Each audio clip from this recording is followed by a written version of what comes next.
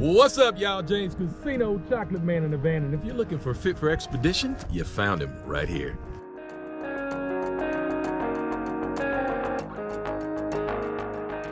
So if you've been watching my videos, you probably noticed that I got a 61 Ford Falcon wagon, and it's in really good shape. But I had to get that car down here to Tucson from Phoenix, and I used a transport company. So what had happened on the way down is all the windows were intact, everything is on the car. It's a company that, you know, contracts with independent carriers. And so a couple came over to the house where the car was at, in Peoria, Arizona, and picked up the car. They had a truck and then they had a trailer. So they were going to trailer it down and drop it off at the house, which they did. And it was pretty quick, and they did a pretty good job, except for the wing window, the driver's side wing window. The window was gone, and it's not an easy thing to find. So I was lucky that I went on eBay and I looked for them, and there was only one or two on eBay, and they were about $270.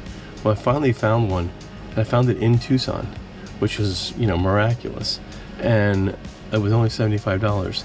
Bought it from a salvage yard here in town, and he had acquired this Falcon, not a wagon, but a regular four-door. And the windows are all the same on the wagons and the car. What is that? A sedan, I guess, or a coupe. Anyway, so he had it. Thing was in great shape.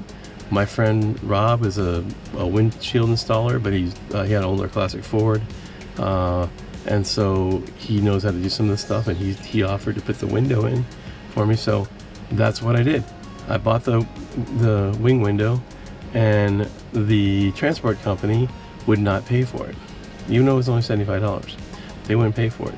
But the driver, who actually was an independent contractor who picked it up, I don't think he was really obligated to do it, because I contracted not with him but with the main company. He said, tell him what it is and he'll take care of it. He didn't realize that anything had happened and that he had no problem taking care of it. So he zelled me $75 right away. No problem. A couple of things I want to accomplish today is something simple. I got to take that off the window and put the new plate on the car. There's a nice historic vehicle plate.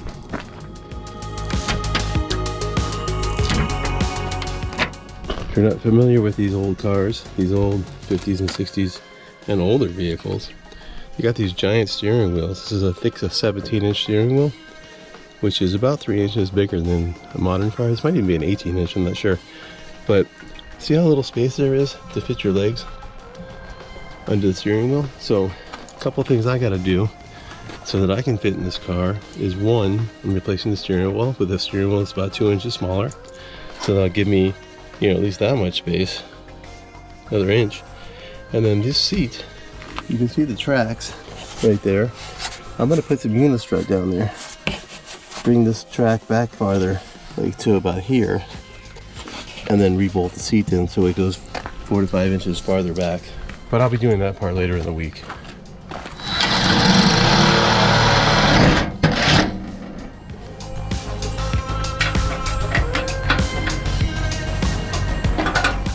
But it looks pretty good now. And there's the air fill. Nice stainless screws on there.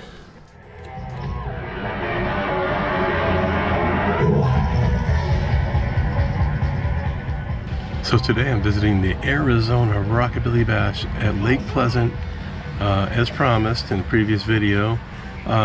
This is an event that I've been to a couple of times before. This is my third year. It's a phenomenal rockabilly music festival with drag racing and huge car show. It takes place right next to Lake Pleasant, so you have the views of the lake. And the first thing that caught my eye when I got there was this school bus. This is a completely different idea when we talk about schoolie life.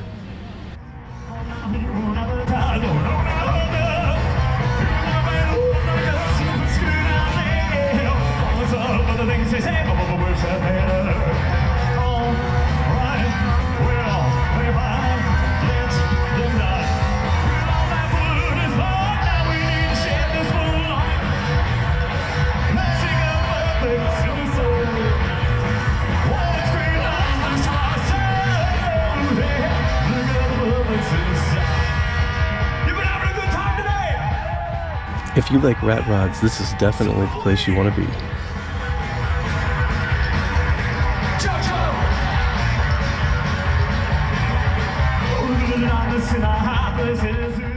Hey, this yellow hot rod probably reminds you of a hot rod from a motion picture called American Graffiti. This was a replica of the car that John Milner drove when he raced Harrison Ford.